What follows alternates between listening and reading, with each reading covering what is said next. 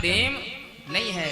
जैसे ही कहा क्वासौ यदि स सर्वत्र कस्मात् स्तंभे न दृश्यति, यदि वह परमात्मा सर्वत्र है तो क्या इस खंबे में भी है? प्रहलाद जी ने कह दिया क्या? यदि वेद पुराण सत्य बोल रहे हैं, हाँ यदि वेद और पुराण सत्य कहते हैं, मेरे गुरु जी ने सत्य बोला है और संतों की वाणी यदि सत्य है क्या कि भगवान सर्वत्र है, तो इस खंभे में भी है। हाँ गदा उठाई है और गधा को उठा करके उस खंबे पर प्रहार किया है। जैसे ही खंबे पर प्रहार किया है तो भगवान नरसिंह का प्रादुर्भाव हो गया है। बोल नरसिंह भगवान की जय। गगड़ गड़गड़ानो खंब फाटो चरचरानो निकसो नर नाहर को रूत अपि भयानक है। गगड़ गड़गड़ावे दसन जीव लब लबावे और चितवत सरोज मानो अंग जात अनो है। महाराज मेघों ने आवाज करना प्रारंभ कर दिया। बड़ी जिह्वा है महाराज, नेत्र लाल है और बड़े बड़े नख है महाराज, और दीर्घ काया को लेकर के भगवान नृसिंह प्रकट हो गए। ऐसे नरसिंह भगवान का प्रादुर्भाव हुआ।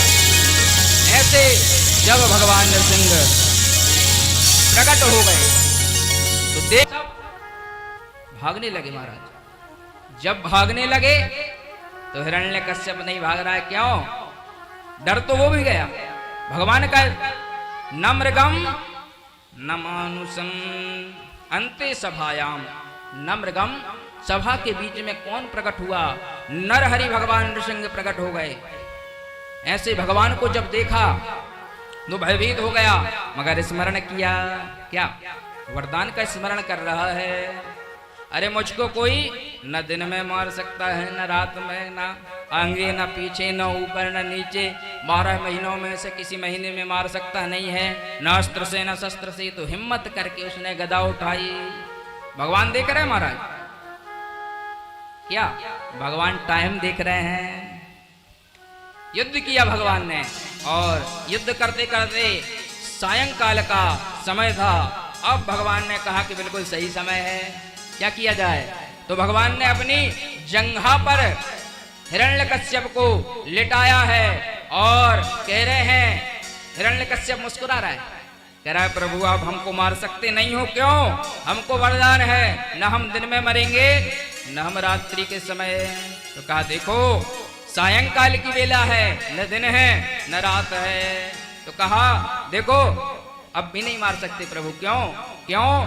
क्योंकि हमने बनाया है पुरुषोत्तम। अच्छा, तो कहा देखो आप हमको न अस्त्र से मार सकते हो न शस्त्र से। तो भगवान ने कहा ये देखो ये बड़े बड़े नाखून हम लेकर के ऐसे ही थोड़े ही आए हैं, इन नाखूनों से ही हम तुमको ऊपर पहुंचा देंगे। तब भगवान ने अपने नखों से उसके उदर को विदीर्ण कर दिया और वह अश्रु बहाता हुआ मृत्यु को प्राप्त हो गया। बोलो नरसिंह भगवान की। भगवान ने क्या किया? उसकी जो आते हैं उनको लेकर के अपने कंठ में धारण कर लिया। ऐसे भगवान शोभायमान हो रहे हैं और भगवान पड़ेगी। जब भगवान प्रकट होते तो स्तुति करनी पड़ती है। तो कहा भगवान की स्तुति करनी पड़ेगी। कौन करेगा भगवान की स्तुति? कौन भगवान को शांत करेगा? तो विचार आया क्या कि भैया मनुष्य पुरुष जो है कितना ही शेर हो जाए कि नहीं, कितना ही शेर हो जाए, मगर धर्म पत्नी के सामने क्या हो जाता है? बिल्ली हो जाता है महाराज। याद आ गई किसकी? लक्ष्मी मैया की। तुरंत गए, कहा देखो आपके पति देवता बड़े क्रोधित हो रहे हैं, उनको जाकर के शांत करो।